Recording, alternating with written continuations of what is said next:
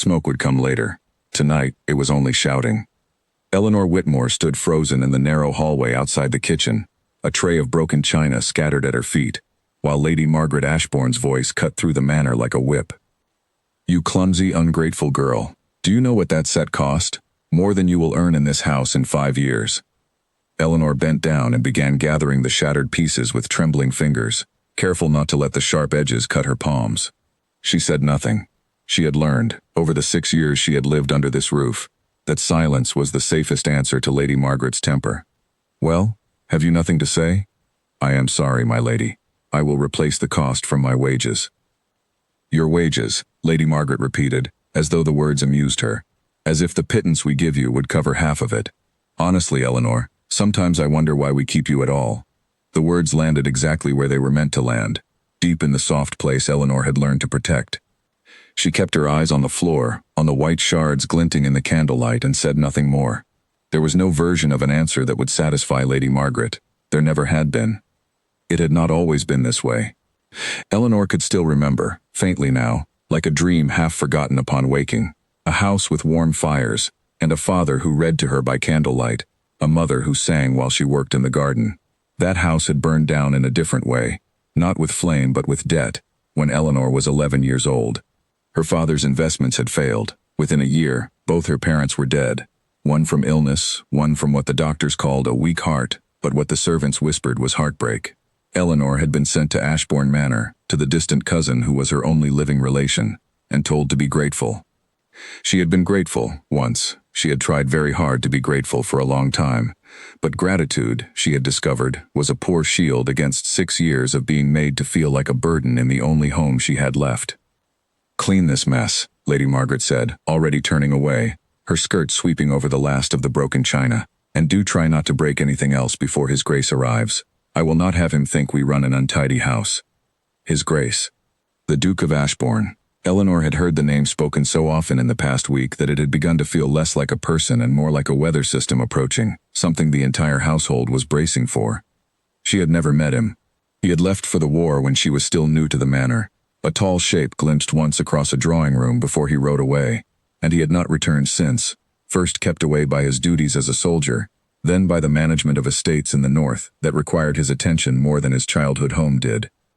In his absence, Lady Margaret, his father's sister, had run Ashbourne Manor as though it belonged to her, along with her son and daughter, Edmund and Charlotte, who had grown up treating the manor's other rooms, and its other people, as things that existed for their convenience. Eleanor swept the last of the china into her apron and rose to her feet. Her knees ached from crouching. Her hands were cold, though the kitchen fire burned only a few feet away. She was always cold in this house, she thought, even in summer. She carried the broken pieces to the kitchen and set them on the worn wooden table, where Mrs. Grimshaw, the housekeeper, was kneading dough with more force than the bread strictly required. "Another set gone?" Mrs. Grimshaw asked, not looking up. "It slipped," Eleanor said. It had not slipped. Charlotte had bumped the tray on purpose as she passed, laughing with her brother about something, and had not so much as glanced back to see the damage she had caused. But there was no point explaining that. Mrs. Grimshaw already knew how these things happened in this house. Everyone did. "You'll want to keep your head down tonight," Mrs. Grimshaw said, finally looking up, her eyes kind beneath their tiredness. "Her ladyship's nerves are stretched thin as thread, what with the Duke arriving tomorrow. She wants everything perfect. You know how she gets." Eleanor did know. She had spent 6 years learning exactly how Lady Margaret got, in every mood and every season, the way some people learn the patterns of weather in order to survive a harsh climate. "Is it true he fought at the front for 2 years?" Eleanor asked, more to fill the silence than out of real curiosity, though some small part of her was curious despite herself. "That's what they say, and that he was wounded, though he never speaks of it in his letters. My sister's husband works at the northern estate, and he says the Duke works harder than any man there, out in the fields checking on tenant repairs himself, not just sending men to do it for him." Mrs. Grimshaw shook her head, a note of something like respect in her voice. "Not what you'd expect from a duke." "What do you expect from a duke?" "Someone more like his cousins," Mrs. Grimshaw said dryly, and Eleanor could not help the small, unwilling smile that touched her lips. That night, Eleanor lay awake in the small room she occupied at the top of the servants' stairs, technically a guest of the family, practically closer to staff than kin, and listened to the manor settle around her, the old wood creaking as it cooled. Tomorrow the Duke would arrive. Tomorrow everything would change, or nothing would change at all, and she was not sure which possibility frightened her more. She thought of her parents, briefly, as she often did before sleep, and wondered what they would think of the woman she had become. Quiet, careful, small, in all the ways that mattered to a house like this. She had learned to make herself smaller and smaller each year, until she sometimes felt she might disappear altogether, and no one would notice until the space where she had been simply closed over, like water after a stone sinks beneath it. She did not know, that night, that everything was indeed about to change. The next morning arrived gray and cool, with a mist rising off the lake at the edge of the estate grounds. Eleanor was up before dawn, as always, helping prepare the manor for the Duke's arrival. Fresh flowers were cut and arranged in the entrance hall.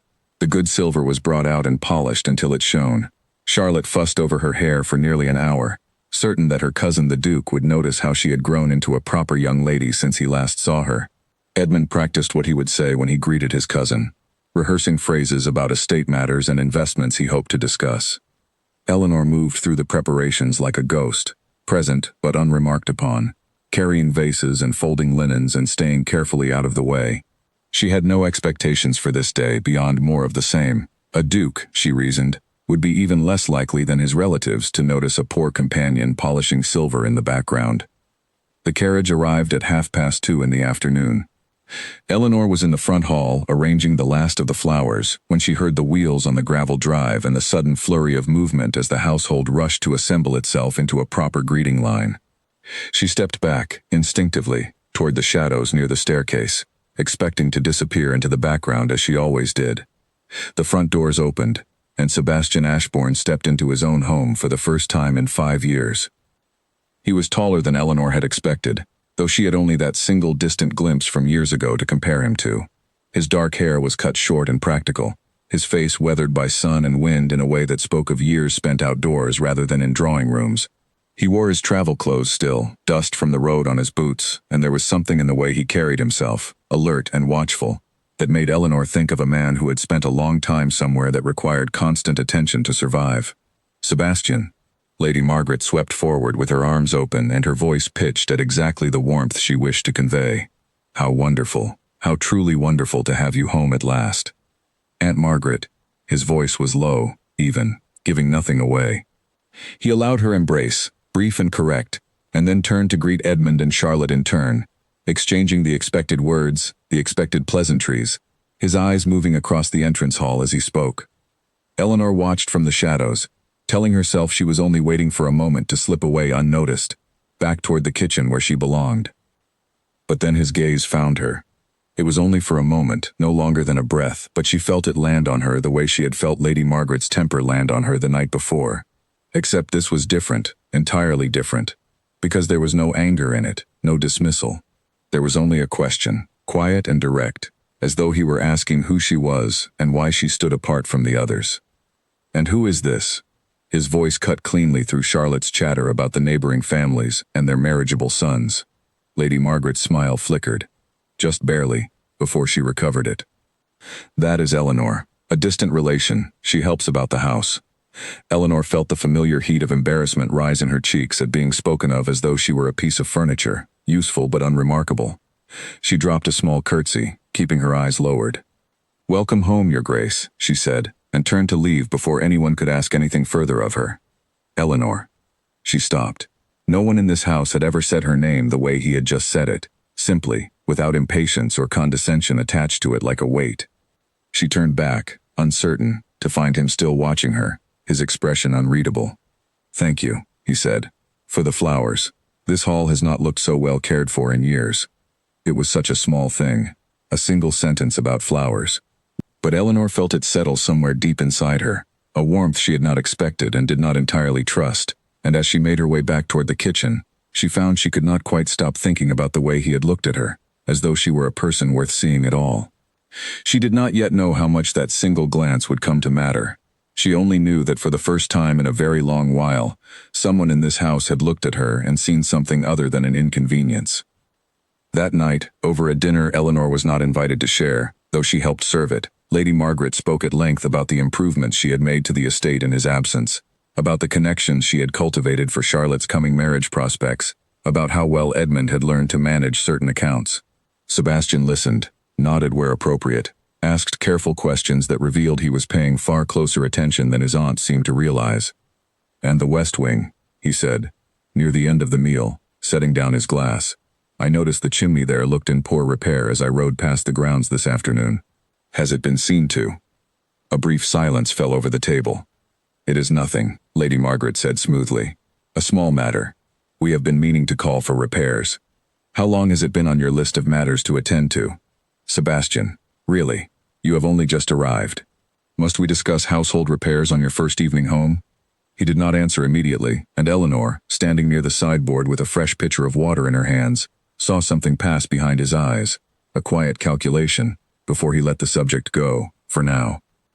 "No," he said finally, "we need not discuss it tonight." But Eleanor, watching him from her place at the edge of the room, understood somehow that he had not forgotten the question. He was simply choosing, for the moment, when to ask it again. The scream came from the linen closet at the end of the east corridor, sharp and sudden, and Eleanor dropped the basket of laundry she was carrying and ran toward it before she had even decided to move. She found Lucy, the youngest of the housemaids, pressed against the shelves with her hand clutched to her chest, staring at the floor where a mouse had darted across her foot and vanished into a crack in the skirting board. "It is only a mouse," Eleanor said, kneeling beside the trembling girl, keeping her voice low and steady, the way she had learned to do for frightened things, animals and people both. "It is more afraid of you than you are of it, I promise." Lucy laughed, shaky and embarrassed, wiping at her eyes. "I am sorry, miss. I know it is foolish." "It is not foolish at all." Eleanor helped her to her feet and began gathering the linens that had scattered across the floor. Fear rarely asks permission before it arrives. It was a small kindness, the sort of moment that would have gone entirely unnoticed by anyone in the family, and Eleanor thought nothing more of it as she helped Lucy finish sorting the linens and sent her off to recover with a cup of tea in the kitchen. She did not know that Sebastian had been standing in the corridor's shadowed archway during the entire exchange, having come from inspecting the damaged chimney in the West Wing, and that he had watched the whole scene unfold with a stillness that suggested he was taking careful note of something. He said nothing that day, but over the following week, Eleanor began to notice small things that told her she was being watched, though not in a way that made her uneasy. Quite the opposite. There was something in the attention that felt, strangely, like being seen for the first time in years. She noticed it at breakfast, when he arrived earlier than the rest of the family and found her setting the table, and instead of simply taking his seat and waiting to be served, he asked her name again, as though he wanted to be certain he had remembered it correctly, and then asked how long she had lived at the manor. 6 years, Your Grace, she said, keeping her eyes on the plates she was arranging. And before that? The question startled her, not because it was unkind, but because no one asked it. No one in this house had ever cared to know what had come before Eleanor Whitmore, the companion, the poor relation, the girl who mended linens and arranged flowers and absorbed Lady Margaret's temper like a sponge absorbs water. "My family had a house in Surrey," she said carefully. "My father was a merchant. There was an illness in the markets, and his investments failed shortly after. And then he passed, and my mother soon followed him. I was sent here, as I had no other family willing to take me in." "I am sorry," he said, and it did not sound like the empty courtesy such words usually carried. It sounded as though he meant it. "It was a long time ago," she said, which was true, and also the answer she always gave when she wished a conversation about her past to end before it uncovered anything more painful than the facts already suggested. He did not push further, though she sensed, from the way his gaze lingered a moment longer than necessary, that he understood there was more beneath the surface of her simple explanation than she had offered. He let the silence settle, and then he asked instead about the flowers she had arranged that morning, where she had learned to choose them so well, and the conversation moved to safer, gentler ground. It became, over the following days, something of a pattern. Small conversations, snatched in passing, in the hallway or the garden or the moment before a meal began.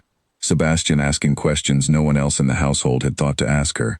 Eleanor answering carefully, at first, guarding herself against the possibility that his interest was some temporary curiosity that would fade as quickly as it had appeared. But it did not fade. One afternoon, she found him in the estate's neglected library, a room Lady Margaret rarely entered because she found books tedious, going through old ledgers with a furrowed brow. He looked up when she entered to dust the shelves, and instead of dismissing her as the family usually did, he asked if she might help him understand a particular set of figures. "I am no expert in accounts, Your Grace," she said, though she came closer, curious despite herself. "Neither, apparently, is whoever has been managing this estate in my absence," he said dryly, turning the ledger so she could see the columns of numbers.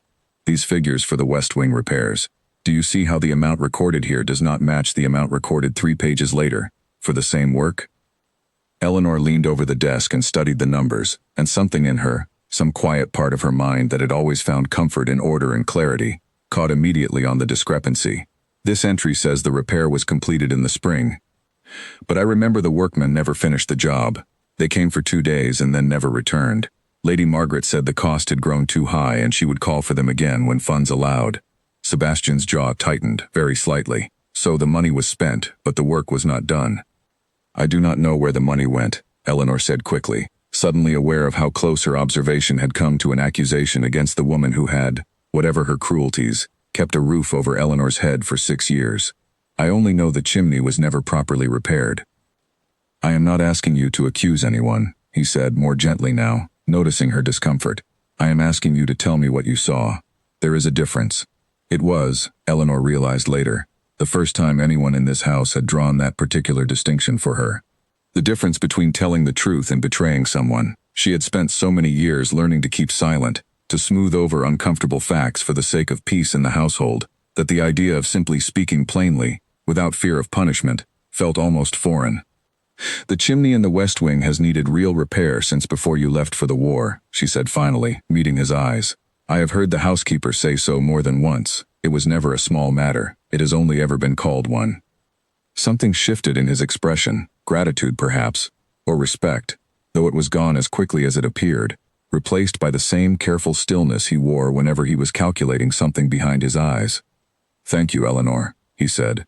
"That is exactly the sort of honesty I have found in short supply since arriving home." She left the library that day feeling strange, unsettled in a way she could not quite name, as though a window she had not known was shut had suddenly been thrown open, letting in air she was not accustomed to breathing. The change in Sebastian's attention did not go unnoticed by the rest of the household. Lady Margaret said nothing directly, at first, but Eleanor felt the shift in the older woman's manner within days, a new sharpness in the way she watched Eleanor across a room, a new coldness in the small tasks she assigned her, always the hardest, always the least pleasant. Charlotte was less subtle. "You seem to have caught my cousin's attention," she said one evening, cornering Eleanor in the hallway outside the drawing room, her tone light but her eyes hard. "How peculiar. I would have thought a man of his position would have more refined interests. He has only asked me a few questions about the household accounts," Eleanor said, keeping her voice even. "Nothing more. See that it stays nothing more." Charlotte's smile did not reach her eyes. "It would be a shame if you forgot your place here, Eleanor. We have been very generous to you, taking in a girl with no family and no fortune. It would be terribly ungrateful to repay that generosity by making yourself into some sort of spectacle." Eleanor said nothing, though the familiar heat of shame rose in her chest, old and practiced, a reflex she had built over 6 years of being reminded, in one way or another, that her place in this house was conditional, dependent on the goodwill of people who had never truly extended any. But something had shifted in her since Sebastian's arrival, some small, stubborn seed of resistance that had not been there before. She thought of his voice, saying her name simply, without condescension. She thought of the way he had asked her to tell him what she saw, rather than what he wished to hear. "I have not forgotten my place," Eleanor said quietly, and walked past Charlotte toward the stairs, her chin held slightly higher than it had been in years. That night, unable to sleep, she went down to the kitchen for a cup of warm milk, a habit from childhood she still returned to when her mind would not settle. She found Sebastian there already, standing near the dying fire, still dressed though the hour was late, a glass of brandy untouched in his hand. "Your Grace." She stopped in the doorway, uncertain whether to retreat. "Please, stay," he said. "I find I am poor company for my own thoughts tonight." She hesitated, then stepped into the kitchen, drawn by something she could not quite name, and began preparing the milk at the stove, grateful for the small task that gave her hands something to do. "May I ask you something?" he said after a moment, "and I would ask that you answer honestly, even if the honest answer is not a comfortable one. You may ask. How has my aunt treated you, in the years I have been away?" Eleanor's hand stilled on the pot. The question hung in the quiet kitchen, heavy with everything it implied, everything she had never spoken aloud to anyone in this house, not even to Mrs. Grimshaw, who suspected but had never been told outright. "She has given me a home," Eleanor said carefully. "Food. A roof. That is not what I asked." She turned to look at him, and found him watching her with the same quiet, patient attention he had shown her from the very first day, as though her answer mattered to him in a way that went beyond simple curiosity. "She has made certain I understand, every day, that I am fortunate to have what little I have been given," Eleanor said finally, the words coming slowly, reluctantly, as though she were prying loose something that had been sealed shut for a long time, "and that I should never expect more."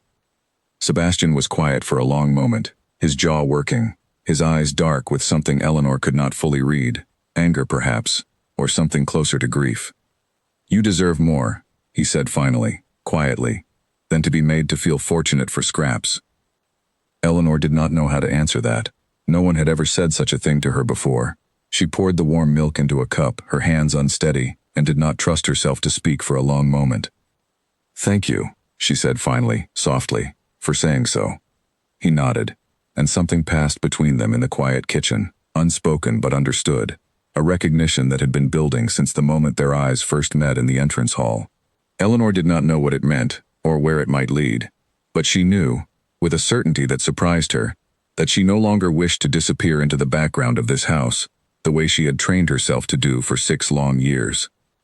Upstairs, unseen by either of them, Lady Margaret stood at the top of the staircase in her dressing gown, having come down for a book she had forgotten, and watched the 2 figures in the kitchen through the crack of the door left slightly ajar.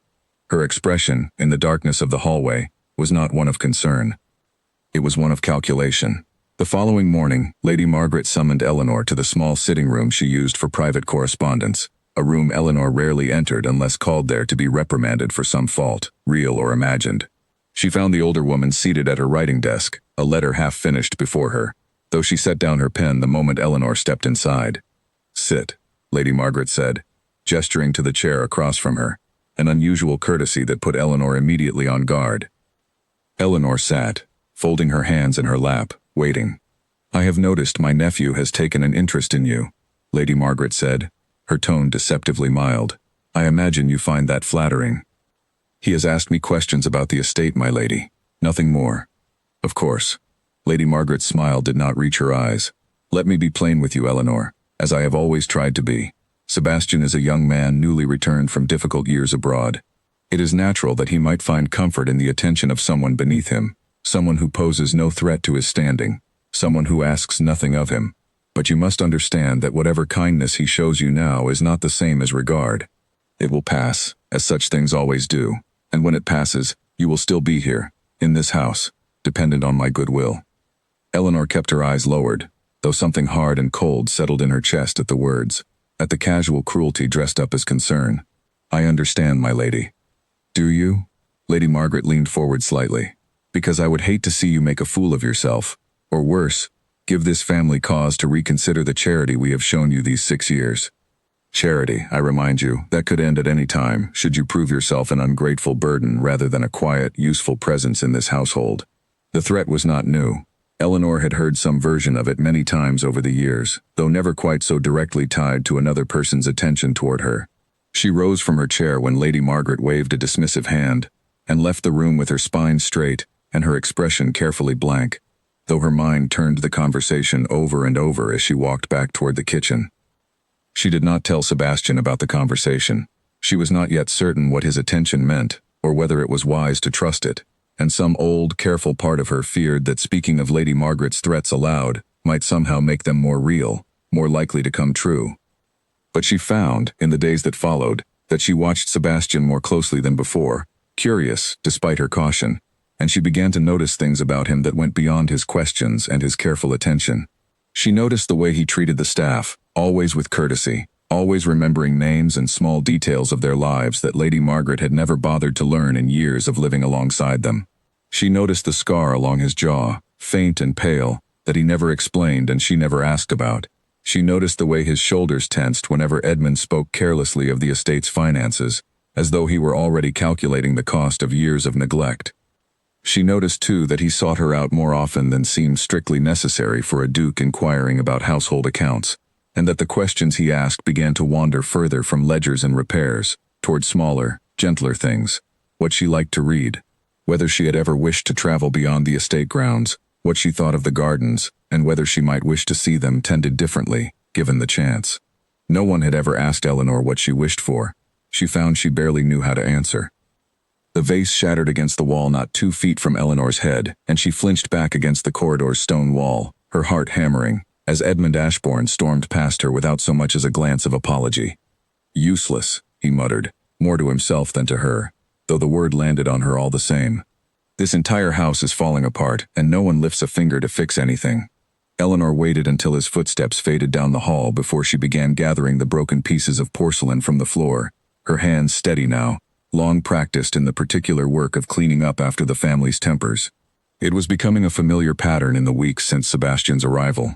The household, once settled into its comfortable, careless rhythms under Lady Margaret's rule, had grown tense and brittle, every small frustration erupting into something sharper than it needed to be.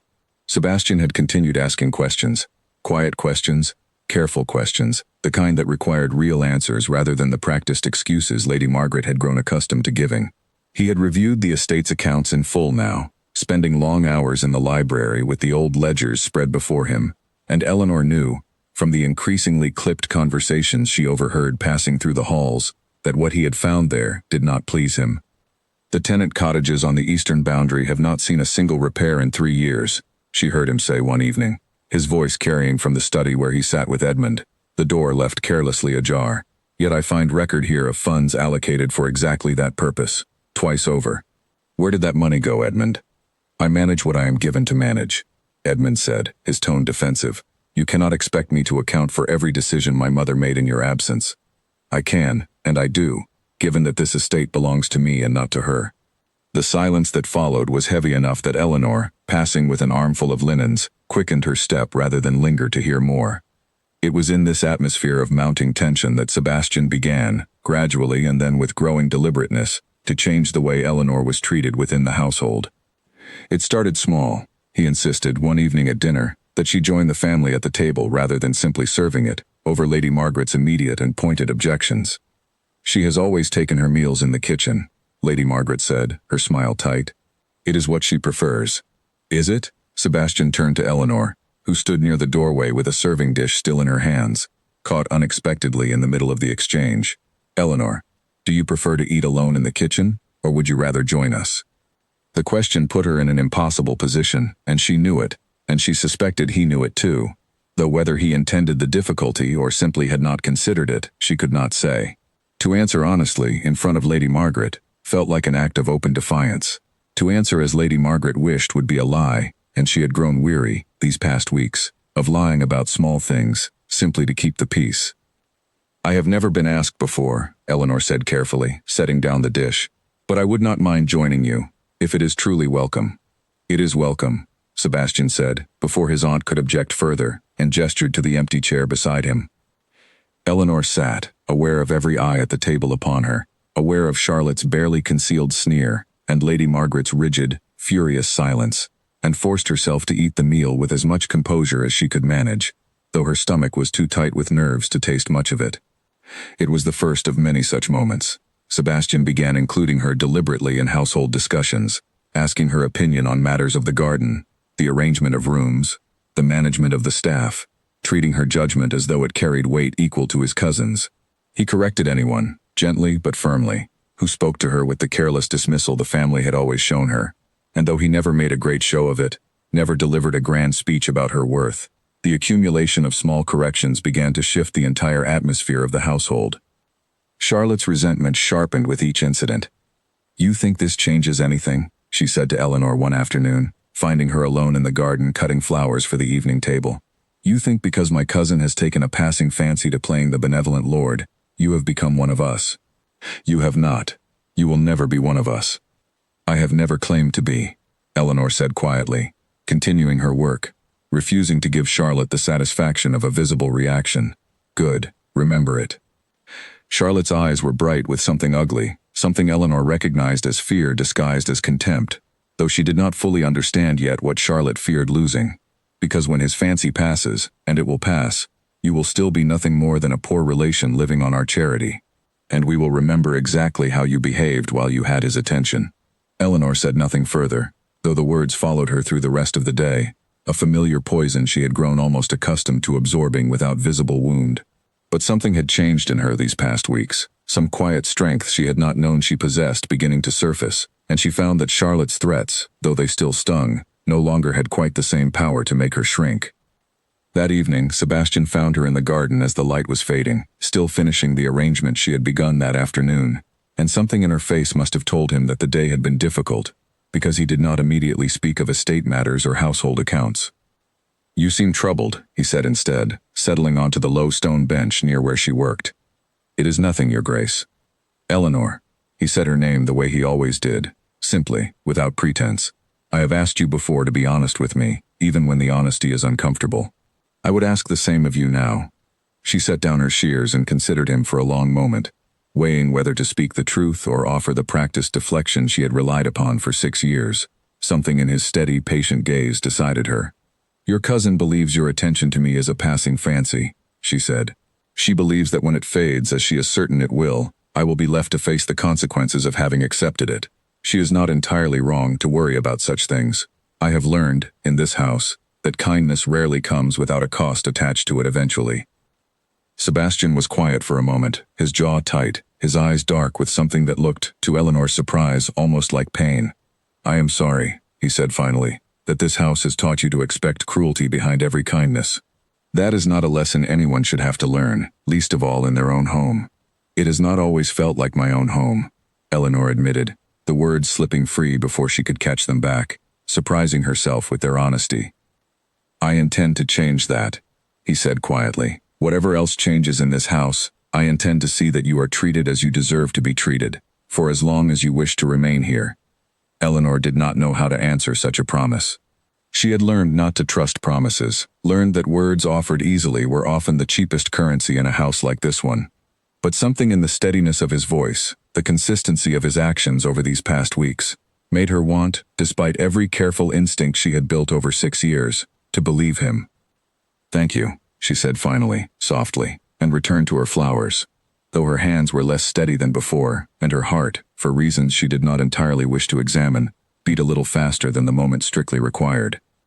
The tension in the household reached its breaking point 3 days later, at a dinner that had begun ordinarily enough but grew steadily more fraught as the evening wore on.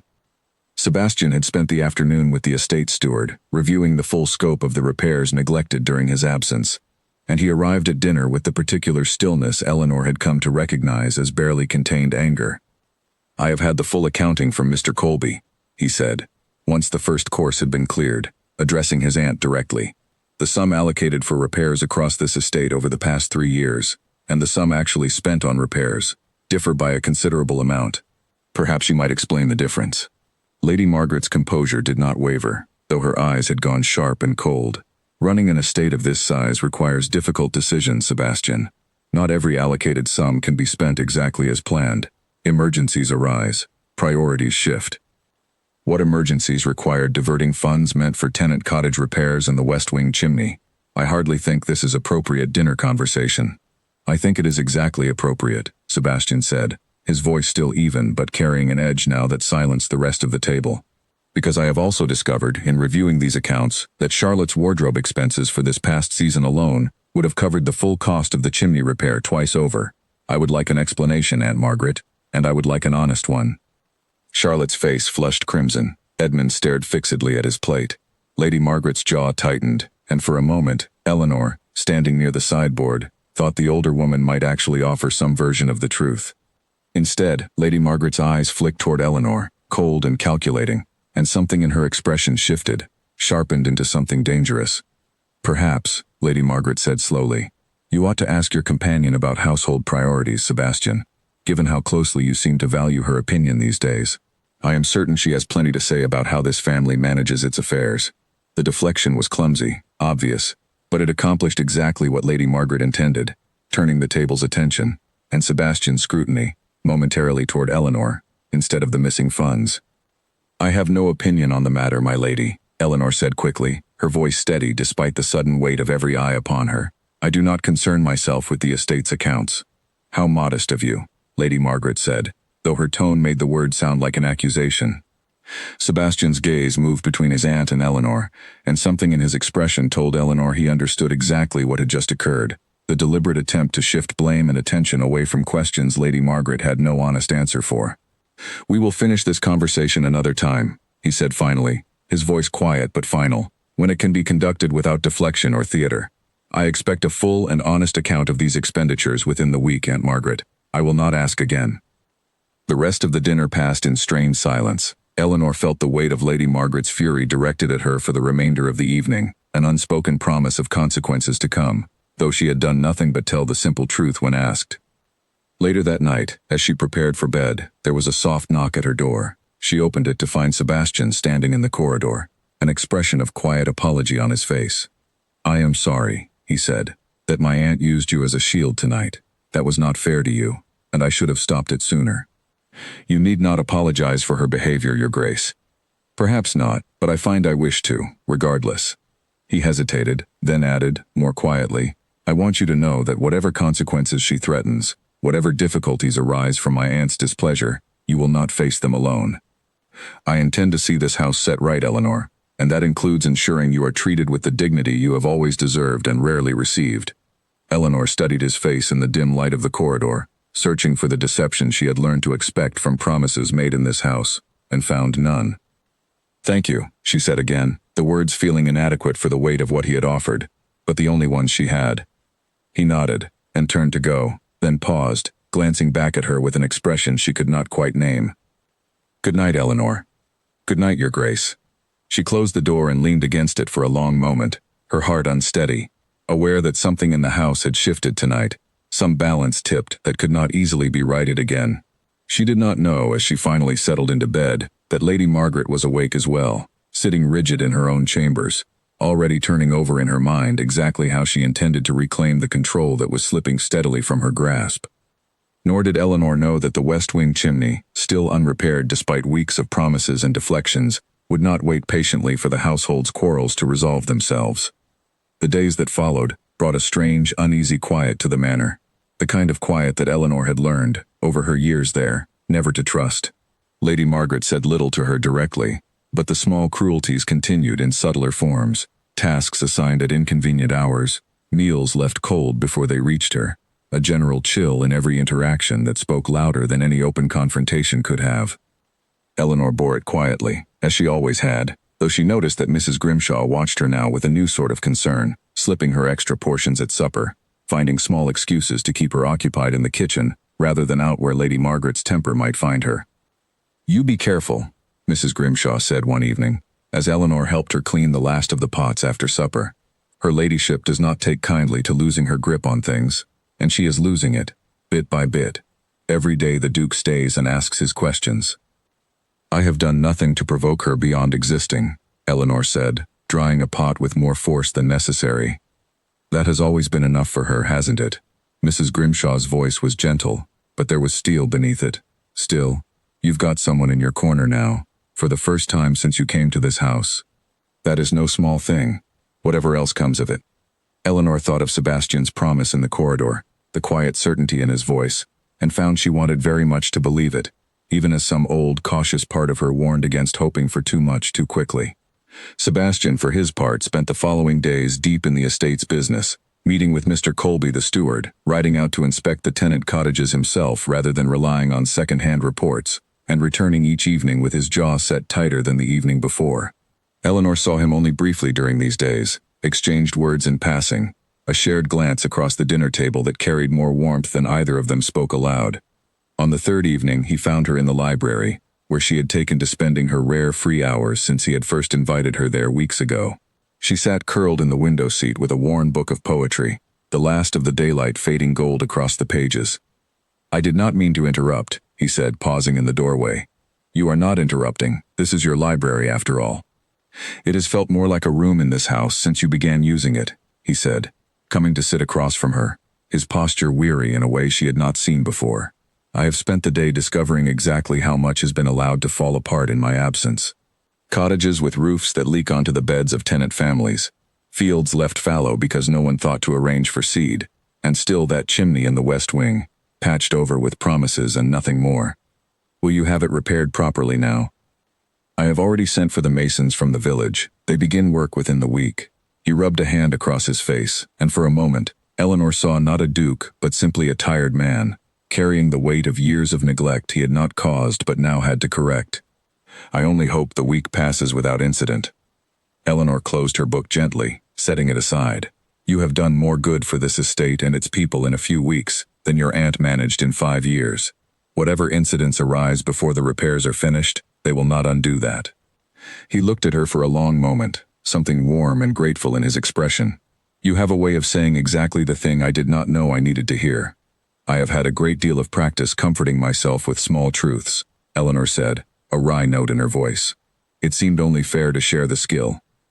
He laughed, soft and genuine, a sound she realized she had not yet heard from him, and something in her chest loosened at the warmth of it, at the ease that had grown between them despite everything working against it in this house. I mean what I told you, he said, more seriously now. About setting things right here, not only the accounts and the repairs, everything. Eleanor held his gaze, and for a moment, the careful walls she had built over 6 years felt thinner than they had in a very long time. I am beginning to believe you, she said quietly, and meant it. The smell of smoke woke Eleanor before the shouting did. She sat up in bed, disoriented, her heart already pounding before her mind caught up to what her senses were telling her. The smell grew stronger, acrid and unmistakable, curling beneath her door in thin gray ribbons that caught the moonlight from her window. Fire. She was on her feet in an instant, pulling a shawl over her nightgown, her bare feet cold against the floorboards as she crossed to the door and pressed her hand against it, testing for heat the way her father had once taught her, long ago, in a lifetime that felt impossibly distant now. The wood was cool. She opened the door and stepped into the corridor, where the smoke was thicker, drifting from the direction of the west wing, and the sound of shouting reached her clearly now, panicked voices echoing through the halls. Fire! The west wing is burning! Eleanor's first thought was of the masons, meant to begin repairs on the chimney that very week, and a cold, sick certainty settled in her stomach that the delay had cost them everything. She ran toward the sound of the commotion, joining the flow of servants and family members spilling from their rooms in various states of undress, all moving toward the main staircase and the doors beyond, away from the growing orange glow that lit the far end of the corridor like a false dawn. Everyone out, now! Sebastian's voice cut through the chaos, and Eleanor caught sight of him near the top of the stairs, already dressed, directing the household toward the exits with a calm authority that seemed to steady the panic around him, even as the smoke thickened by the second. Lady Margaret swept past in her dressing gown, clutching a jewelry box to her chest, Charlotte close behind her with an armful of gowns she had apparently stopped to save even as the house burned around them. Edmund shouted something about the stables, about the horses, and disappeared down the servants' stairs toward the courtyard. Eleanor moved with the crowd toward the main doors, coughing now as the smoke reached her, her eyes stinging, and it was only as she reached the entrance hall, the cold night air pouring in through the open doors ahead of her, that a single, terrible thought stopped her cold. Lucy. The young housemaid had taken ill 2 days before, a fever that had left her too weak to leave her bed, confined to the small servants' room on the 3rd floor, directly above the west wing where the fire had started. In the chaos of the evacuation, in the panicked rush of everyone saving themselves and whatever possessions they could carry, no one had thought of the sick girl too weak to run. Eleanor turned back toward the stairs. Eleanor. Mrs. Grimshaw's voice, sharp with fear, caught at her from the doorway. Where are you going? You must get out. The whole west wing is alight. Lucy is still upstairs. She is too ill to move on her own. No one has gone for her. You cannot go back in there. It is not safe. But Eleanor was already moving, already pushing back through the crowd streaming out of the manor, back into the smoke and the heat, and the rising panic of a house catching fire around her. She did not stop to think of the danger, did not stop to calculate the risk against the value of her own safety. She thought only of Lucy, alone and frightened and unable to save herself, and the certainty that no one else would think to go back for her in time. The smoke grew thicker as she climbed the servants' stairs, stinging her eyes until tears streamed down her face, the heat radiating from the walls now as the fire spread through the old timber of the west wing. She pulled her shawl up over her nose and mouth, coughing, and pressed forward, counting doors in the darkness until she found the one she sought. Lucy was curled on her narrow bed, barely conscious, her fever-bright eyes struggling to focus as Eleanor burst through the door. Lucy, we have to go, now. The house is on fire. The girl tried to sit up and swayed, too weak to manage more than a few unsteady inches before falling back against the pillows. Eleanor did not waste time on further words. She pulled Lucy's arm across her shoulders and hauled her upright with strength she did not know she possessed, half carrying, half dragging the girl toward the door. The corridor outside had changed in the minutes since Eleanor entered the room. The smoke had thickened into a black, choking wall, and somewhere close by, she could hear the terrible crackling roar of flame consuming old, dry wood, closer now than it had been, spreading faster than she had anticipated. "Which way?" Lucy gasped, barely able to form the words, her legs buckling beneath her. "This way, I have you. Just keep moving." Eleanor guided them toward the servants' stairs, coughing hard enough now that her chest burned with every breath, her eyes streaming so badly she could barely see the path ahead. The heat grew fiercer as they moved, and somewhere behind them, she heard a heavy crash, a section of ceiling or wall giving way beneath the fire's advance. They reached the top of the stairs, and Eleanor felt a surge of desperate relief, certain now that they would make it, that the worst of the danger was behind them, when Lucy's legs finally gave out entirely, the girl's weight suddenly dragging Eleanor down with her, both of them collapsing against the top step. "Lucy, please, we have to keep moving." "I cannot," Lucy whispered, her voice barely audible over the growing roar of the fire. "I am sorry, I cannot." Eleanor's mind raced, panic clawing at the edges of her composure as the smoke thickened around them, the heat pressing closer with every passing second.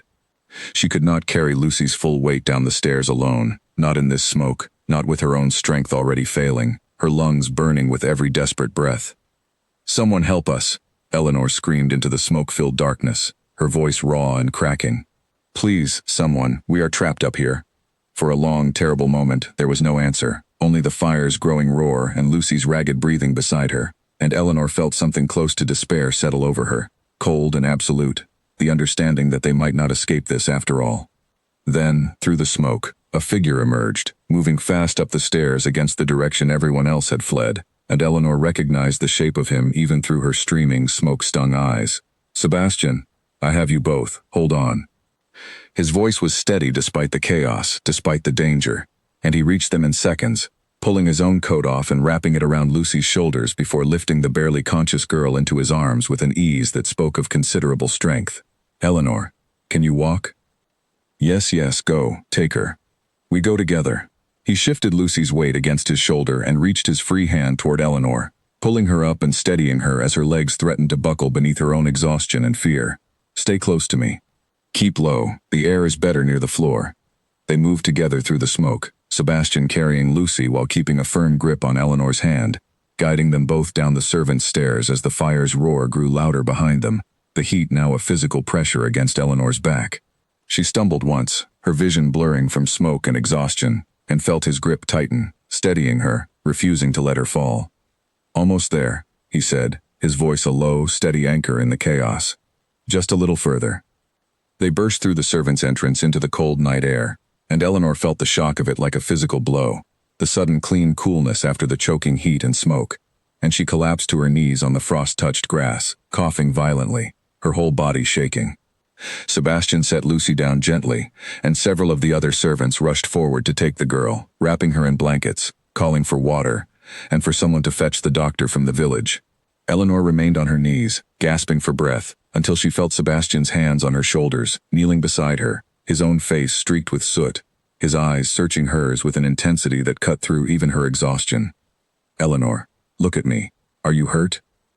"I am well," she managed, though her voice came out rough and broken. "I am well, truly. Lucy, is she?" "She is being cared for. You saved her life tonight."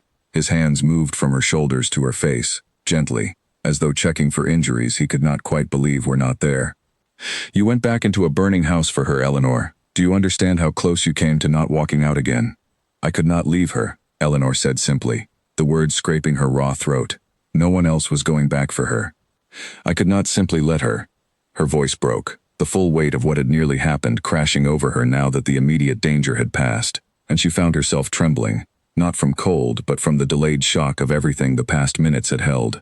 Sebastian pulled her against him without hesitation, his arms wrapping around her, steady and solid, and Eleanor allowed herself, for one unguarded moment, to simply lean into the safety of it, to let herself be held by someone who had run back into danger without a second thought, exactly as she had. Behind them, the west wing burned on, flames now visible through the windows, painting the night sky orange and gold, while the rest of the household stood scattered across the frost-covered lawn, watching the destruction of the home they had lived in, some clutching their saved possessions, others simply staring in shocked silence. Eleanor, still held safe in Sebastian's arms, noticed something else in that moment, something that would matter more, in the days to come, than the fire itself. Lady Margaret stood near the front of the crowd, her jewelry box still clutched tight against her chest, her eyes fixed not on the burning wing of her own home, but on Eleanor and Sebastian, on the way he held her, on the way the entire household had witnessed exactly who had run back into danger to save a servant girl, and who had run only to save themselves. And in Lady Margaret's expression, beneath the shock and the firelight, Eleanor saw something sharpen into cold, unmistakable fury. The fire burned through the night, consuming the west wing entirely before the last of the flames were finally brought under control by the household staff and villagers who arrived to help, working in bucket lines from the lake as dawn began to break gray and exhausted over the ruined manor. By the time the sun fully rose, the west wing stood as a blackened, smoking ruin, a stark wound in the side of the once grand house. But as the household gathered in the cold morning light to survey the damage, it was not only the manor's walls that had been laid bare by the fire. Everyone present had seen, clearly and unmistakably, who had run toward the danger, and who had run away from it. And no amount of careful words or practiced excuses, Eleanor suspected, would be enough to undo what the fire had revealed about the true character of everyone standing on that frost-covered lawn. The village doctor arrived shortly after dawn, summoned by a rider Sebastian had sent the moment the fire began, and he moved quickly among the gathered household, checking each person for injury, before turning his full attention to Lucy, who remained weak and feverish but otherwise unharmed by the smoke and the danger of the night before. "She will recover," the doctor said, after a careful examination, kneeling beside the blankets where Lucy had been settled near the kitchen fire, which had thankfully been spared by the blaze. "The fever will need to run its course, but the smoke has done her no lasting harm, thanks to how quickly she was brought out into clean air." Eleanor, still wrapped in a borrowed blanket herself, felt a wave of relief so strong it nearly buckled her knees again. She knelt beside Lucy and took the girl's hand, and Lucy, though still weak, managed a small, grateful smile. "You came back for me," Lucy whispered. "No one else did. They were all so afraid, and I do not blame them. But you came back. I could not have lived with myself if I had not," Eleanor said simply, squeezing the girl's hand. Nearby, Edmund stood apart from the rest of the household, his arms crossed, his expression caught somewhere between shame and defiance. He had spent the night ensuring the horses were led safely from the stables, a task that had needed doing, certainly, but one that had also, conveniently, kept him well away from the burning house and any danger to himself. Eleanor did not judge him harshly for saving the horses. She judged him for the way he refused to meet anyone's eyes now, for the way he had not once asked after Lucy or Eleanor's safety since the fire had been brought under control. Charlotte, for her part, had said nothing since the flames began, standing pale and silent at the edge of the gathered crowd, her armful of saved gowns now looking, in the gray light of morning, faintly ridiculous against the backdrop of the ruined West Wing, and the servants who had risked far more to save far less. Sebastian moved among the household and the villagers who had come to help, thanking each person for their efforts, ensuring the injured were tended and the exhausted were given food and rest, carrying himself with the same steady authority he had shown throughout the night, though Eleanor could see, in the tightness around his eyes, the toll the night had taken on him as well. When at last there was a lull in the work, he came to sit beside her near the kitchen fire, close enough that their shoulders nearly touched, both of them too exhausted for words for a long moment. "The masons were meant to begin the repair this week," he said finally, his voice low, heavy with something that sounded almost like guilt. "3 days more, and this might never have happened. You cannot blame yourself for years of neglect that were not yours to begin with," Eleanor said. "You came home and tried to correct it as quickly as you could. That is more than anyone else in this house managed to do." "I keep thinking of how close I came to losing you both," he said quietly, not looking at her, his eyes fixed instead on the smoldering ruin of the West Wing. "If I had been even a few minutes slower reaching that staircase." "But you were not," Eleanor said. "You came. That is what matters." He turned to look at her then, and something passed between them, unspoken but deeply felt, forged in the shared danger of the night before, a bond neither of them fully understood yet, but both recognized as something that would not easily fade. "You will pack your things and be gone by the end of the week." Lady Margaret's voice was ice-cold, carrying clearly across the makeshift sitting room the family had assembled in the undamaged East Wing, while repairs began on the ruins of the West. Eleanor stood frozen just inside the doorway, having come to deliver a message from Mrs. Grimshaw, and found herself instead the target of Lady Margaret's fury, 3 days after the fire that had nearly claimed her life. "My lady, I do not understand." "You understand perfectly well," Lady Margaret said, rising from her chair, her composure cracking to reveal the raw anger beneath it. "You have made yourself the center of attention in this house since the day my nephew arrived. You have undermined my authority, whispered in his ear against my own children, and now, after your little display of heroism during the fire, you believe yourself indispensable. You are not. You are a poor relation who has overstayed the generosity shown to her, and I will not have you in this house a moment longer than necessary." "Eleanor is not going anywhere." Sebastian's voice came from the doorway behind Eleanor, quiet but absolute, and she turned to find him standing there, his expression harder than she had ever seen it, the exhaustion of the past days replaced by something colder, more resolved. "Sebastian, this is not your concern. This is entirely my concern. This is my house, Aunt Margaret, and I will decide who remains within it." He stepped past Eleanor into the room, his eyes never leaving his aunt's face. "I have spent the past days reviewing every account, every ledger, every decision made in this household during my absence. I have spoken with the tenants whose cottages were left to rot while their rents were collected in full. I have spoken with the staff who watched a young girl nearly die in a fire, caused by repairs that were paid for and never completed. And I have watched with my own eyes exactly who ran toward danger to save a servant's life, and who ran only to save jewelry and gowns." Lady Margaret's face had gone pale, though her chin remained defiantly raised. "I do not know what you imagine you have discovered, but I have managed this estate faithfully in your absence. You have managed this estate for your own comfort, and for the comfort of your children, while everyone beneath you, staff and tenants alike, paid the price for your neglect." Sebastian's voice remained level, but there was a hard edge beneath it now that silenced any further protest. "The chimney that started this fire was reported as repaired in your ledgers a full year ago. It was never touched. That is not a difficult decision made under pressure, Aunt Margaret. That is fraud, and it very nearly cost 2 people their lives." The room had gone utterly silent. Charlotte, seated near the window, had gone white, her earlier defiance entirely drained away. Edmund stared at the floor, his jaw working, saying nothing in his mother's defense. "What do you intend to do?" Lady Margaret asked finally, her voice smaller than Eleanor had ever heard it. "I intend to see every misused shilling accounted for and returned to the estate's proper purposes. I intend to see every neglected repair completed, beginning with the tenant cottages your household has ignored for years. And I intend to see that this house is never again run in a manner that treats the people within it, family or staff, as expendable conveniences." Sebastian's gaze moved deliberately to Eleanor, standing still and silent by the door, before returning to his aunt. "As for your living arrangements, you and Charlotte and Edmund will remain welcome here as family, provided you conduct yourselves with the honesty and decency this house has too long been denied. But the running of this estate, and every decision within it, will be mine alone from this day forward. Is that understood?"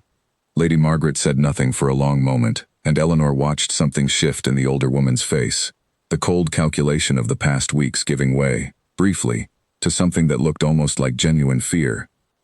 "Understood," Lady Margaret said finally, quietly, and sat back down in her chair, her hands trembling slightly in her lap. Sebastian turned to Eleanor. "Would you walk with me?" She followed him out into the corridor, her heart still racing from the confrontation she had just witnessed, and they walked in silence for a moment before he spoke again. "I am sorry you had to hear all of that. You defended me," Eleanor said, still somewhat stunned by the force of what had just occurred. "In front of everyone. I meant every word." He stopped walking, turning to face her fully, and something in his expression had softened from the hard resolve of the sitting room into something gentler, more uncertain than she had seen from him before.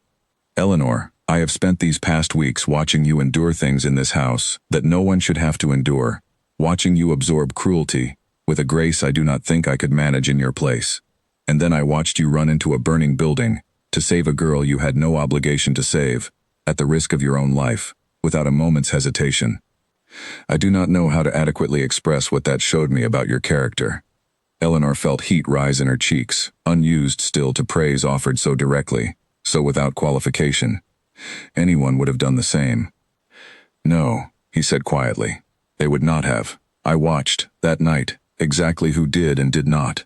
You are not like the people in this house who taught you to expect so little for yourself, Eleanor. You never were.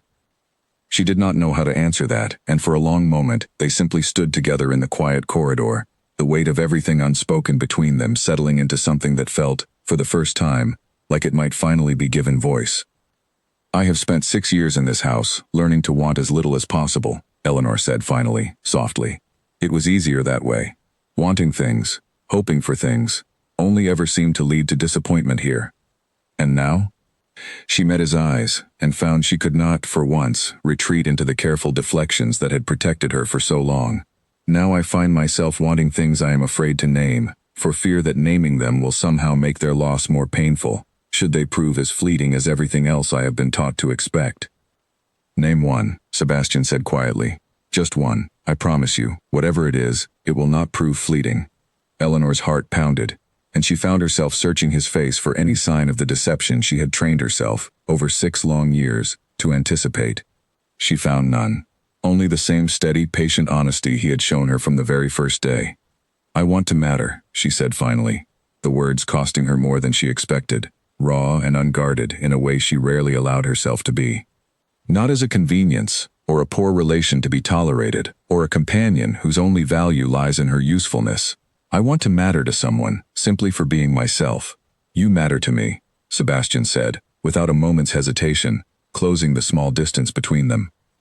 You have mattered to me since the first afternoon I arrived home and found you standing apart from everyone else, unnoticed by a family too blind to see what they had in front of them. You matter to me more than I know how to properly express, Eleanor Whitmore.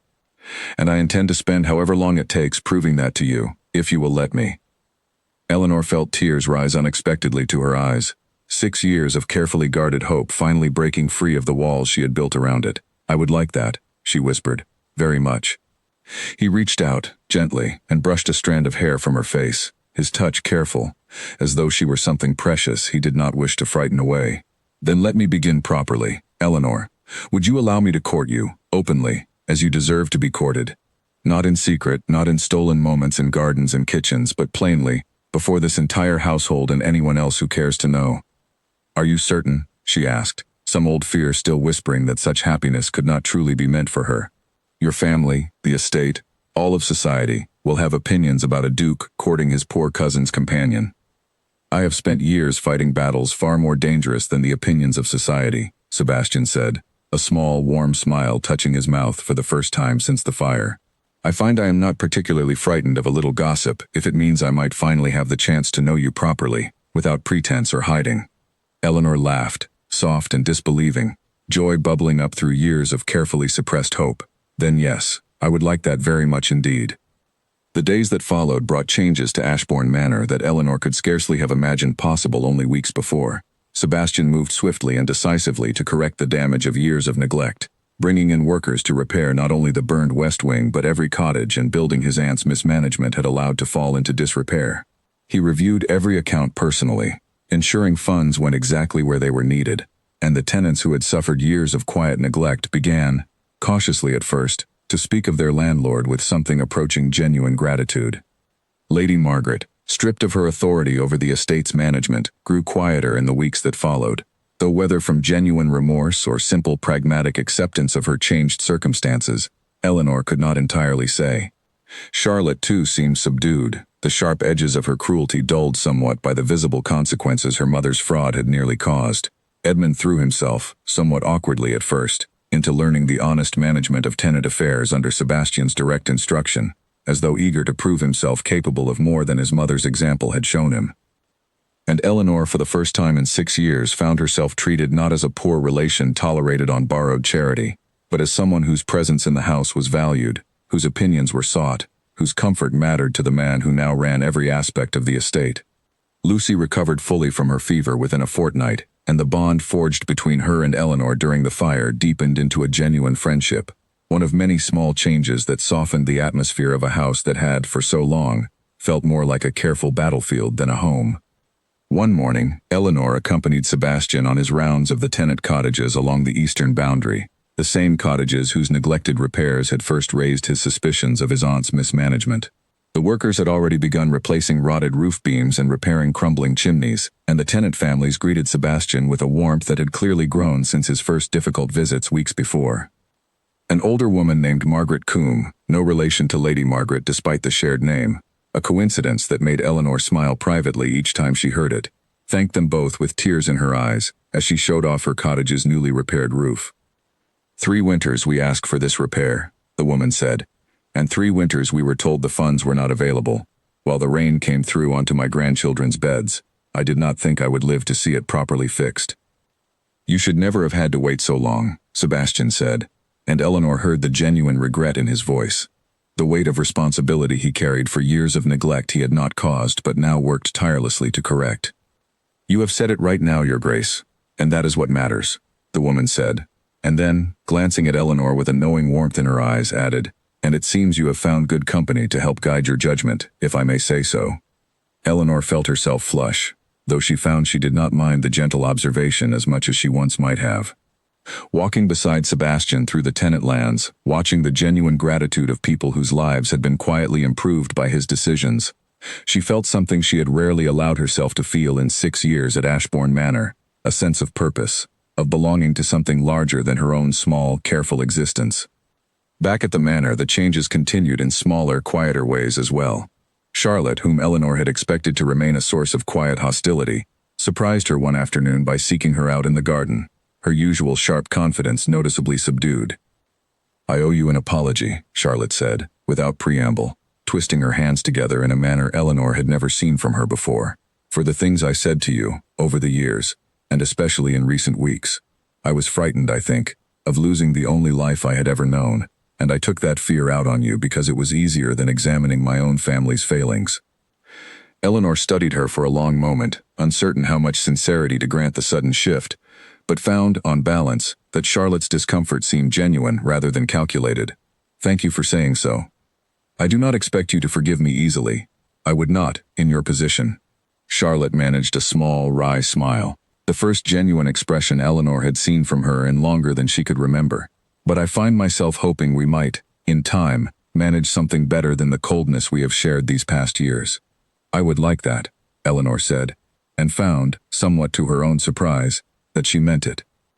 Edmund's transformation proved slower and more halting, though Eleanor noticed him applying himself with genuine effort to the tenant management duties Sebastian assigned him, riding out each day to oversee repairs and listen to concerns his mother had long ignored. He said little to Eleanor directly, still uncertain how to reconcile his past carelessness with the changed atmosphere of the house, but she noticed him treating the staff with a new, if awkward, courtesy that had not existed before the fire forced every member of the household to reckon with the true costs of years of neglect. Even Lady Margaret, though she remained cool and distant toward Eleanor, gradually softened in small, almost imperceptible ways, no longer offering the sharp cruelties that had once punctuated every interaction. Whether this change reflected genuine reflection or simply the pragmatic recognition that her nephew now controlled every aspect of her comfortable existence, Eleanor could not say with certainty, though she suspected it was likely some combination of both. Sebastian courted Eleanor exactly as he had promised, openly and without hesitation, walking with her through the gardens each evening, seeking her company at every meal, ensuring the entire household understood clearly the regard in which he held her. It was, Eleanor found, a strange and wonderful thing, to be seen so plainly, to have her presence acknowledged rather than overlooked, to feel, for the first time since her parents' deaths, that she belonged somewhere fully and completely. One evening, several weeks after the fire, as the reconstruction of the West Wing neared completion and the manor slowly transformed back into something resembling its former grandeur, though changed now in ways that ran far deeper than the new timber and fresh plaster, Sebastian found Eleanor in the garden where their friendship had first begun to deepen into something more. I have something to ask you, he said, and something in his tone made Eleanor's heart quicken, though she could not yet guess what he intended. You may ask me anything. He took her hands in his, and in the fading golden light of evening, with the rebuilt West Wing rising behind them, its new stones still pale against the older, weathered walls of the rest of the house, he asked her the question that would change the remainder of her life. Eleanor Whitmore, Sebastian said, his voice steady despite the way his hands trembled slightly around hers. Will you marry me? For a moment, Eleanor could not speak at all. The garden around them seemed to hold its breath, the evening bird song fading into a silence that felt vast and complete, containing within it every hope she had trained herself, over 6 long years, never to voice aloud. "You do not have to answer immediately," Sebastian said, misreading her silence, a flicker of uncertainty crossing his face. "I know this is sudden, and I know the difference in our positions gives you every reason for caution." "Yes." The word left her before she had fully decided to speak it, simple and absolute, and she watched relief and joy break across his face in equal measure. "Yes," she said again, more clearly now, tears rising unexpectedly to her eyes. "Yes, Sebastian, I will marry you." He pulled her close, and for a long moment they simply stood together in the fading light, the weight of everything that had brought them to this point, the years of loneliness and dismissal, the fire and its terrible danger, the slow, careful building of trust between two people who had each, in their own way, learned to expect little from the world around them, finally giving way to something that felt, at last, like genuine happiness. "I love you," he said softly, against her hair. "I think I have loved you since that first afternoon, watching you stand quietly apart from a family too foolish to see your worth." "I love you too," Eleanor whispered, the words feeling strange and wonderful on her tongue, a truth she had not allowed herself to fully name even in her own private thoughts until this very moment. "I did not think I would ever say those words to anyone again. After losing my parents, I did not think I would ever again matter enough to anyone to make it worth the risk." "You matter to me more than anything," Sebastian said, pulling back just enough to look into her eyes. "And I intend to spend the rest of my life proving it, every single day." The news of their engagement spread through the household quickly, and though Eleanor had braced herself for renewed hostility from Lady Margaret, she found instead a strange, resigned acceptance in the older woman's response. "I suppose," Lady Margaret said, when Sebastian informed her formally of his intentions, "that I should have seen this coming from the very first evening you arrived, and singled her out among us. I cannot say I am entirely pleased, but I have learned, these past weeks, the cost of opposing your judgment, Sebastian. I will not make that mistake again." It was not warmth precisely, but it was something Eleanor had not expected to receive at all from Lady Margaret, a grudging acknowledgement that carried, beneath its careful phrasing, something almost like respect. Charlotte's reaction proved warmer than Eleanor had anticipated, the young woman embracing her with genuine enthusiasm that surprised them both. "I am glad," Charlotte said. "Truly glad, Eleanor. You deserve this happiness, after everything. I hope you know I mean that." "I do know it," Eleanor said, and found, to her quiet astonishment, that the friendship growing between them felt entirely genuine, built on the honest reckoning both of them had undergone in the difficult weeks since the fire. The wedding was planned for the following spring, once the rebuilding of the West Wing had been fully completed and the estate's finances, thoroughly corrected under Sebastian's careful management, had recovered sufficiently to support the celebration properly. Eleanor found herself, in the months of preparation that followed, discovering a life she had never dared imagine possible during her years of quiet servitude within the very same walls. Winter passed slowly into spring, and with it came the steady, satisfying rhythm of a household finally set right. The masons finished their work on the West Wing by the turn of the new year, and Eleanor remembered standing beside Sebastian the day the final beam was set into place, watching workers seal away the last visible scar of the fire that had so nearly taken everything from them. "It looks almost as though it never happened," she said quietly, studying the fresh stone and timber. "It happened," Sebastian said, his hand finding hers, "and I do not think we should ever forget that it did. Not the danger of it, and not what it showed us about the people in this house, but I am glad all the same that the wound itself has healed."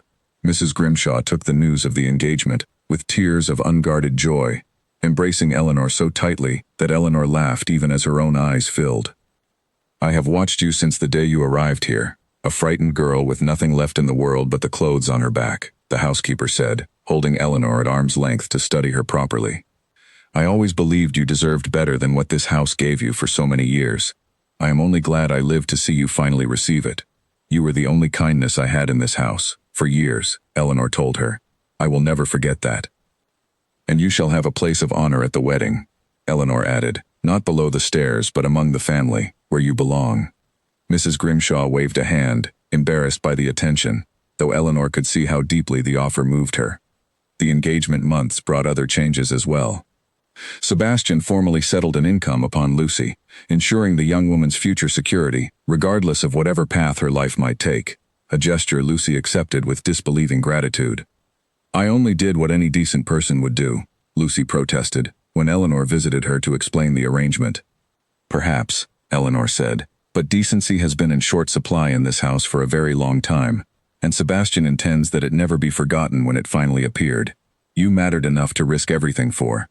It is right that you should never again fear what might happen to you, if illness or misfortune struck without warning. The tenant families, too, found their circumstances steadily improving as the months passed, the repairs Sebastian had promised extending beyond the immediate emergency of leaking roofs and broken chimneys into genuine, lasting improvements to their homes and livelihoods. Word spread through the county of the young Duke of Ashbourne's careful, honest management, and with it came a quiet but unmistakable shift in how the family's name was spoken among their neighbors, no longer with the careful, polite distance reserved for families known to neglect their responsibilities, but with genuine respect. She worked alongside Sebastian in managing the estate's affairs, her careful eye for detail and her genuine care for the tenants and staff proving invaluable as they continued correcting the neglect of previous years. She spent long hours with Mrs. Grimshaw, no longer as a poor relation seeking comfort from the only kind presence in a cold house, but as the future mistress of the estate, learning every aspect of its management with a diligence that earned genuine respect from every member of the staff. Lucy, fully recovered and deeply devoted to the woman who had risked her own life to save her, became something between a friend and a trusted companion to Eleanor, and when the wedding day finally arrived, it was Lucy who helped her dress, her hands careful and reverent with the fine silk of a gown Eleanor could never have imagined owning during her years of threadbare dresses and careful economy. "You look beautiful," Lucy said, fastening the last of the small buttons along Eleanor's back, her eyes bright with unshed tears. "I still remember that night, you know. I think of it often, how you came back for me when everyone else had already run." "I would do it again, without a moment's hesitation," Eleanor said, meeting the younger woman's eyes in the mirror. "I know," Lucy said softly. "That is exactly why I am so glad it is you who will be mistress of this house now. This estate needed someone who understands what it means to truly care for the people within it." The wedding itself was a quiet, joyful affair, held in the estate's small chapel with the rebuilt west wing visible through the windows, its new stones now weathered enough to blend almost seamlessly with the older walls around it. A fitting symbol, Eleanor thought, of everything the household had rebuilt in the months since the fire, not only in timber and plaster but in the very character of the family living within those walls. Sebastian waited for her at the altar, his expression open and unguarded, in a way that still, even now, sometimes caught Eleanor by surprise, accustomed as she had once been to a lifetime of careful, guarded faces around her. As she walked toward him, past the assembled household and the tenant families who had come to witness the marriage of the landlord who had finally set their long years of neglect right, Eleanor felt, for the first time in longer than she could remember, entirely and completely at peace. The ceremony was simple, heartfelt, conducted by the same village vicar who had baptized Sebastian as an infant decades before, and when at last they were pronounced husband and wife, the small chapel erupted into genuine warm celebration, a stark and welcome contrast to the cold formality that had once defined every gathering within Ashbourne Manor's walls. At the wedding breakfast that followed, held in the newly restored West Wing for the first time since its reconstruction, Sebastian rose to address the assembled guests, tenant families and household staff seated alongside what remained of his own relations, an arrangement that would have been unthinkable in the household Eleanor had first arrived to 6 years before. "Many of you knew this house," Sebastian said, his voice carrying clearly through the restored hall, "when it was run very differently than it is run today. I will not pretend those years did not happen, or that the harm done during them can be entirely undone by good intentions alone. But I stand here today married to a woman who taught me, more than anyone else in my life, what it truly means to care for the people around you, not for what they can offer you, but simply because they deserve care." Eleanor ran into a burning building to save a girl she had every reason to leave behind, at the risk of her own life, without a moment's hesitation. "That is the kind of person I have chosen to spend my life beside, and the kind of household I intend Ashbourne Manor to become from this day forward." The applause that followed was genuine and warm, and Eleanor, seated beside her new husband, felt tears rise to her eyes, not from sorrow this time, but from a happiness so complete it nearly overwhelmed her. In the years that followed, Ashbourne Manor became known throughout the county not for the grandeur of its halls or the wealth of its family, though both remained considerable, but for the genuine care with which its tenants and staff were treated, a reputation built entirely on the foundation Eleanor and Sebastian had laid together, in the difficult months following the fire that had so nearly cost 2 lives. Lady Margaret, in time, softened further into something resembling genuine affection for the niece she had once treated with such casual cruelty, particularly after the arrival of Eleanor and Sebastian's first child, a daughter with her father's dark hair and her mother's quiet, steady strength, who drew even the coldest hearts in the household into unguarded warmth. Charlotte married well the following year, a match built on genuine affection rather than calculated advantage, and remained close with Eleanor throughout the years that followed, the friendship they had built in the aftermath of the fire deepening steadily with time. Edmund continued to grow into the responsibilities Sebastian had first assigned him in those difficult early weeks, eventually earning genuine respect from the tenants he had once ignored, his transformation slow but ultimately sincere.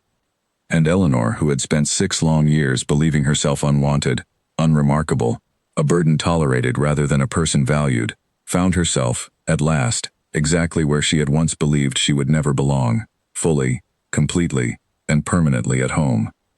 She often thought back in quiet moments to that terrible night when the manor had gone up in flames, to the choice she had made without hesitation to run back for a girl everyone else had abandoned in their panic to save themselves. She had not known, in that moment, that her own courage would be witnessed by the one person capable of finally seeing her worth, of finally offering her the belonging she had spent so many years believing was permanently beyond her reach. But she understood now, looking back from the safety and warmth of the life she had built, that perhaps it had never truly been about being seen by someone else at all. Perhaps it had always been, first and foremost, about refusing to abandon what mattered, even when the cost of staying seemed impossibly high. Everything else, the love, the belonging, the life she had once believed she did not deserve, had simply followed from that single, unwavering choice to go back for the person everyone else had left behind. In the years that followed, the story of the fire and everything it revealed became something of a quiet legend among the staff and tenants of Ashbourne Manor, told not as a tale of tragedy but as the moment everything within those walls began to change for the better. Young maids newly arrived at the house heard whispered versions of it from older servants within their first weeks of service, the story of the companion who ran back into a burning house for a girl everyone else had left behind, and of the Duke who ran back for her in turn. Eleanor herself rarely spoke of that night unprompted, though she never shied from the subject when asked. She found, as the years passed and the sharp edges of that terrible memory softened into something she could examine without the old flood of fear returning, that she had come to see the fire not as the worst night of her life, but as the moment everything false and comfortable in that household had finally been forced into the light, where it could no longer hide behind careful appearances and practiced excuses. Lady Margaret lived out her remaining years at Ashbourne Manor in a manner far quieter than the commanding presence she had once maintained, though the genuine warmth that grew between her and her young granddaughter, Eleanor and Sebastian's daughter, softened even the coldest corners of her character that had survived the reckoning of that difficult year. She never spoke directly of her past cruelties toward Eleanor, but in small, quiet gestures over the years, in the patience she showed the grandchildren who came to fill the nursery, in the genuine care she began extending toward the staff who had once feared her temper, Eleanor recognized something like atonement, imperfect and incomplete, but real all the same. Mrs. Grimshaw remained housekeeper at Ashbourne Manor until her own retirement many years later, and Eleanor made certain, throughout every year of her service, that the woman who had shown her the only steady kindness of her early years there was treated with the honor and comfort she had always deserved. When Mrs. Grimshaw finally passed, in her own small cottage on the estate grounds surrounded by the family she had helped raise in every way but blood, Eleanor grieved her as deeply as she might have grieved a mother. Lucy married the estate's head groundskeeper some years after the wedding, and Eleanor stood beside her at that ceremony, just as Lucy had once stood beside Eleanor, the friendship between them enduring through every season of their lives, unbroken by the difference in their positions that might, in another household, have kept them permanently apart. Sebastian and Eleanor's marriage grew, over the years, into exactly the partnership its earliest days had promised, built not on the careful hierarchies and cold formalities that had once defined life at Ashbourne Manor, but on genuine trust, honest conversation, and a shared commitment to ensuring that no one within their household or their tenant lands ever again suffered the quiet, grinding neglect that had once defined Eleanor's own years there. Their children grew up in a home entirely unlike the one their mother had endured, taught from their earliest years that kindness was not weakness, that honesty mattered more than appearances, and that the true measure of a person's character was revealed not in comfortable moments but in the choices made when everything was at risk. Eleanor made certain of this above all else, having learned through her own hard years exactly what it cost a child to grow up believing themselves unwanted, and exactly what it meant, finally, to grow into a woman who understood her own worth. She often stood, in quiet evening hours long after the household had settled and the estate had fully healed from the wounds of that terrible night, at the window of the rebuilt West Wing, watching the lake beyond the gardens catch the last of the day's light, and found herself grateful, in a way that never fully faded no matter how many peaceful years accumulated behind her, for the courage that had carried her back up those burning stairs when every instinct for safety had urged her to run the other way. She had gone back for Lucy that night, expecting nothing in return beyond the simple certainty that she could not live with herself had she done otherwise. She had not known, could not have known, that the choice would ultimately lead her home, not merely to the house she had lived in for 6 uncertain years, but to a genuine, lasting belonging she had once believed entirely beyond her reach. And in the end, that made all the difference. 10 years after the fire that changed everything, a letter arrived at Ashbourne Manor that would test, in a very different way, everything Eleanor and Sebastian had built together. The letter came from a solicitor in London, informing Eleanor that a distant relation of her late father, a man she had never met and barely knew existed, had died without direct heirs, leaving behind a modest estate in Surrey, not far from the house where Eleanor had spent her earliest, happiest years before her family's ruin. The solicitor requested her presence to settle the matter of inheritance as she had been named, unexpectedly, as the sole surviving beneficiary. Eleanor read the letter twice at the breakfast table, her hands unsteady, memories she had long since packed carefully away rising unbidden to the surface. "Are you well?" Sebastian asked, noticing the color drain from her face. "It is nothing troubling," she said, though her voice betrayed the complicated tangle of emotion the letter had stirred. "It seems I have inherited a small estate in Surrey. From a relation of my father's I never knew." They traveled to Surrey together within the fortnight, Eleanor's curiosity and old grief warring within her, as the carriage carried them closer to the county she had not seen since childhood. The house itself, when they arrived, proved smaller and plainer than Ashbourne Manor, a modest but well-kept property with gardens gone slightly wild from years of an elderly, ailing owner's neglect. But it was not the house itself that undid Eleanor's careful composure. It was the small portrait she found hanging in a dusty upstairs study, tucked away and half forgotten, of a young couple she recognized instantly despite having only faint childhood memories to draw upon. "My parents," she whispered, reaching up to touch the frame with trembling fingers. "I have no other likeness of them. Everything was lost when the house was sold to cover the debts." Sebastian stood quietly beside her, letting her grief unfold without interruption, understanding, as he always had, when words would only diminish a moment that required none. "They would be proud of you," he said finally, when she had composed herself enough to lower her hand from the frame, "of everything you have become, despite everything taken from you." Eleanor spent the following days going through the modest estate's belongings, discovering small fragments of a childhood she had believed entirely lost to her, letters her father had written, a few pieces of her mother's jewelry that had somehow survived the family's ruin, tucked away by a relation she had never known cared enough to preserve them.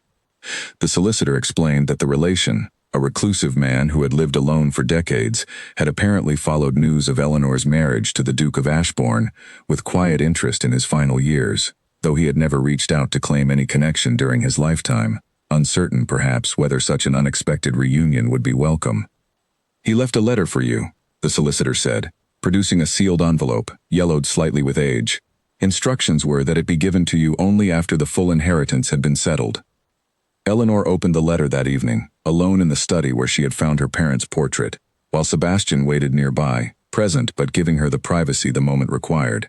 The letter was brief, written in a careful, aging hand.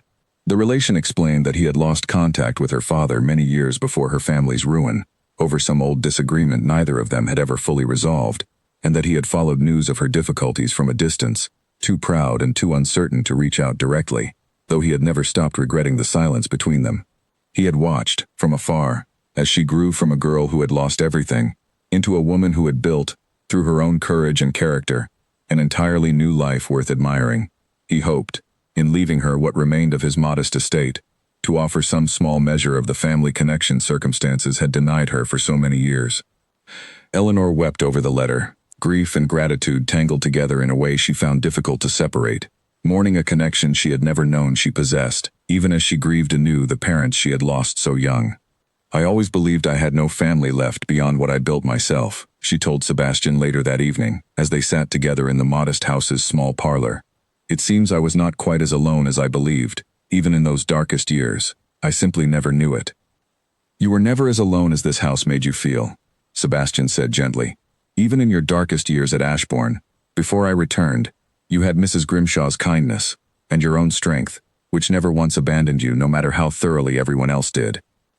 Eleanor decided, in the weeks that followed, to keep the Surrey estate rather than sell it, restoring the neglected gardens and maintaining the house as a quiet retreat the family could visit, a tangible connection to the parents and the childhood she had lost so young. She hung the portrait of her parents in a place of honor, first in the Surrey house and later, once a careful copy had been made, in the rebuilt west wing of Ashbourne Manor itself, ensuring that the two halves of her life, the one she had lost and the one she had built, finally existed together under one roof. Their children grew up knowing the story of their great-grandparents, of the house in Surrey and the fire at Ashbourne, of the courage that had carried their mother through every hardship life had placed before her. Eleanor made certain the story was never told as one of tragedy alone, but as proof that even the deepest losses could eventually give way to unexpected belonging, if one only remained brave enough to keep moving forward through the darkness. Lady Margaret in her final years grew close enough to Eleanor that she asked, one quiet afternoon in the gardens, about the Surrey inheritance and the parents Eleanor had lost so young. I never properly considered, in those early years, what you had already survived before you ever arrived at my door, Lady Margaret admitted, her voice carrying a rare, unguarded vulnerability. I saw only a burden to be managed, rather than a girl who had already endured more loss than most people face in a lifetime. I am sorry for that, Eleanor, truly. Thank you for saying so, Eleanor said, and found, to her own quiet surprise, that she meant the forgiveness in her voice as genuinely as she had once meant the pain Lady Margaret's cruelty had caused her. The years continued to unfold gently after that, the household at Ashbourne Manor settling into the peaceful, honest rhythm Sebastian and Eleanor had worked so hard to build from the ashes of the fire and everything it had revealed. The west wing stood strong and whole, its new stones long since weathered into a seamless match with the rest of the ancient house, carrying within its walls not the memory of destruction, but the memory of everything rebuilt in its wake, stronger and truer than what had existed before. There was, in those years, one final piece of the past Eleanor still felt compelled to settle. During her time sorting through the Surrey estate, she had come across old correspondence hinting at the original disagreement between her father and his relation, a dispute over a shared business venture decades earlier that had ended in bitterness and years of silence between two men who had once called each other close friends. Eleanor had always believed, in the vague way one believes stories half remembered from childhood, that her father's ruin had come from a single reckless decision. The letters told a fuller, more complicated story, one of two proud men who had each refused to be the first to reach out and mend what pride alone had broken. She shared the letters with Sebastian one evening, turning the fragile pages over in her hands. I wonder sometimes what might have been different, had they simply spoken honestly with each other, instead of allowing pride to harden into permanent silence. Perhaps my father would never have made the investment that ruined him. Perhaps I would have grown up with a family around me instead of losing everyone so young. You cannot rewrite the past by wondering at it, Sebastian said gently, taking her hand. But you have already done something neither of them managed. You chose honesty over pride, again and again, even when it cost you comfort or safety. That is no small inheritance, Eleanor, whatever else came to you through solicitors and old letters. She thought often, after that conversation, of how easily an entire life could be reshaped by small, stubborn refusals to speak plainly, and she made certain, in her own marriage and in the raising of her children, that pride was never allowed to calcify into the kind of silence that had cost her family so dearly. Word of Eleanor's history, once whispered carefully among the more curious members of society, gradually lost its power to wound her. In the early years of her marriage, she had braced herself for the sharp judgments of those who found it scandalous that a duke had married a penniless companion, rather than a woman of proper fortune and standing. Some judgments came, as she had expected, delivered in careful, veiled comments at dinners and balls she attended at Sebastian's side, but she found, increasingly, that her own quiet confidence, hard-won through years of surviving far worse than drawing-room gossip, left such comments with little power to touch her. "Let them talk," she told Sebastian once, after a particularly pointed remark from a visiting countess about the unconventional nature of their match. "I have survived worse than idle chatter over teacups. I do not intend to let it trouble me now." You have always been stronger than this house or this world gave you credit for, Sebastian said, pride evident in every word. As the years passed, that early scandal faded into little more than a curious footnote in the county's memory, gradually replaced by genuine respect for the Duchess of Ashbourne, known throughout the region not for the manner of her marriage but for her tireless work ensuring the estate's tenants were properly cared for, her genuine warmth toward every member of the household staff, and the quiet, steady partnership she maintained with her husband in managing an estate that had, under their combined stewardship, become a model of honest and compassionate management, admired by neighboring families for miles around.